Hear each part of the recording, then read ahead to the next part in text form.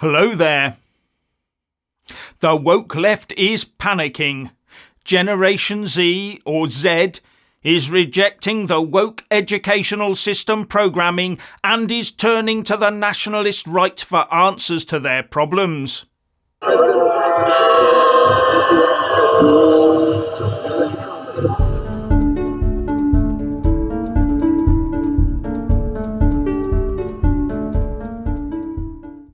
This is now a real thing, and even the mainstream press has cottoned on to it. It's enough to send the rainbow-coloured hair, theys and thems into a total meltdown. And to make it worse for them, Nigel Farage is at the centre of it and basking in the warm glow of Generation Z approval. Generation Z being anyone born from 1997 onwards, that's anyone 27 years old or younger, according to the Pew Research Centre anyway. Yes, the headlines over the last few weeks will definitely have Keir Starmer and his Labour Party reappraising their intent to give the vote to all those 16 and 17-year-olds that the lefties thought they'd captured with their woke school and uni brainwashing from the millennials onwards forevermore. So, the Guardian readers must have had a fit when they read this in their coveted lefty rag, that we are witnessing something new, the first signs of a populist insurrection of the young. In both European and national elections, voters under 30 have given their support to far-right parties. By far-right, they obviously mean the overly tolerant right so fars. You know, the ordinary person on the Clapham omnibus, as they used to say. And strangely, I don't see wall-to-wall claims about it all being white skinhead thugs. No, it's age-related.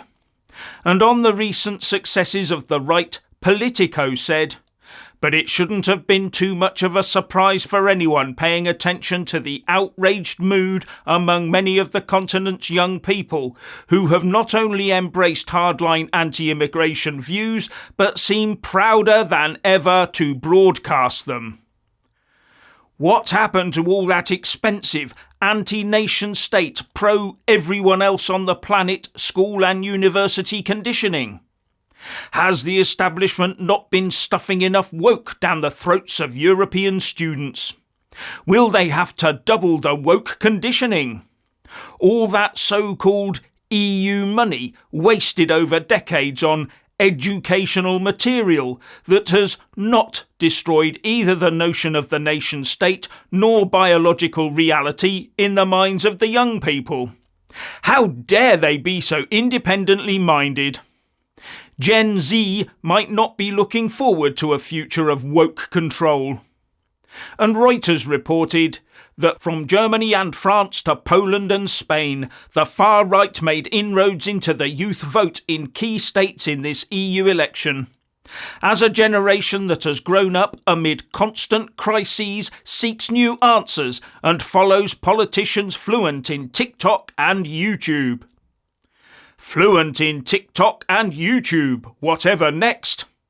Does that mean that those who follow the correct path are fluent in mainstream media, the BBC perhaps? Or is it the left blaming social media and not their overbearing anti-human woke and net zero policies? So Generation Greta, as they used to call that age group, has been replaced by Generation Realism. And even the FT says that the far right is making inroads into the Generation Zers, as they call them. But as in everything, when people get pushed too far one way, there will always come a time when they wake up and decide that we need to push back the other way. And as The Guardian points out, while the rise of the right amongst the general population is ongoing, the lowering of the voting age to 16 in Austria, Belgium, Germany and Malta, and to 17 in Greece, is only magnifying this trend. Younger voters strengthening the right-wing vote.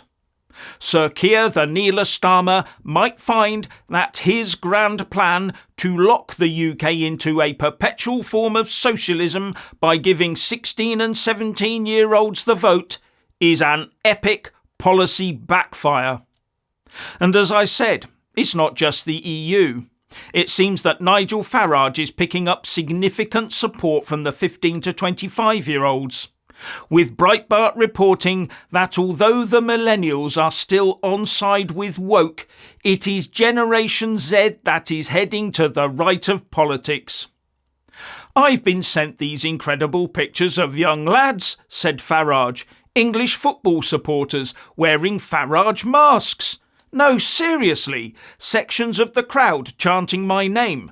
Something remarkable is happening out there. There's an awakening in the younger generation who've had enough of being dictated to, enough of being lectured to, and they're seeing through the BS they're getting at schools and universities." And the Greens are losing Gen Z support as well. Now, in the past, we were told, while the younger generation were woke and net zero compliant, that they should be given the vote as well, as it is their planet too. I wonder if the woke lefties will now be looking to put that particular flagship policy on the back burner. So what went wrong for the uniparty establishment? Well, browbeating young kids into believing they were a walking criminal offence if they were white, especially a white male, doesn't help. But maybe the youngsters are realising that today's white privilege will soon be morphing into UK-born privilege. It has to go that way in order to keep the woke control grid alive. How else can they keep the majority cowed into submission? And Keir Starmer won't have helped now he's told us that he will be supporting the worker, that he's basically defined as someone who relies on the state for everything. So one assumes anyone with a bit of get up and go will either be paying for everyone else or will get up and go out of the country. So it seems that not all is lost to a dreary world of living in a soulless hovel, wondering when the next therm of heat and the next bowl of broth will be available under a hard socialist regime. And it will horrify all those woke educators with their multicoloured hair out there when it dawns on them that while their charges were dutifully putting all the correct answers down in response to those woke bias questions, that their pupils and students were quietly laughing at them. Oh dear, how sad, never mind.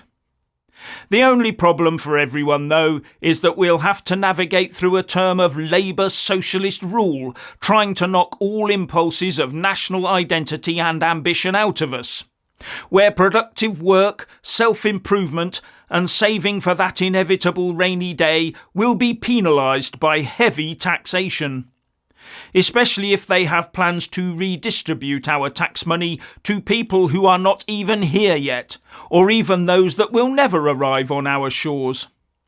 Somehow I think Labour will last 1 or 2 years at most before they are forced out of office, however a large majority they get in 2 weeks' time.